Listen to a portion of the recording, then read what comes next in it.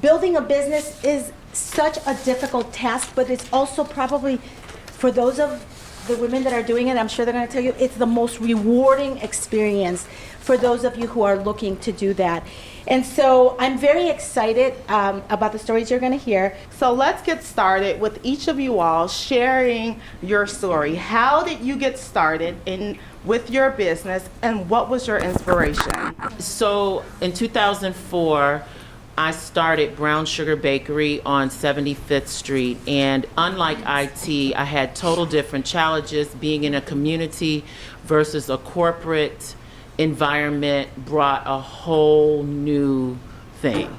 So over the last few years, I've really been learning about that. I'm having a great time being part of a community and growing this business with real people. How I started, I was investing in properties in distress.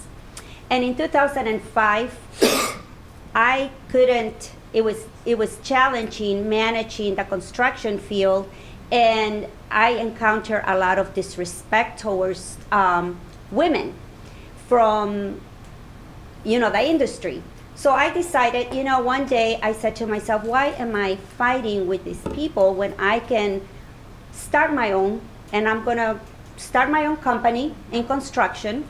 And I already had some years of experience, and I thought, I'm going to start my own business, and I'm going to show them how we women do it. So I started my firm to help small to mid-sized businesses with marketing strategy, not from a tactical perspective, but from a strategic perspective when it comes to brand strategy or innovation strategy or growth strategy. And that's what I've been doing. I started consulting in 2017, and then on January 1st of 2018, I officially launched my business, DM Marketing Group.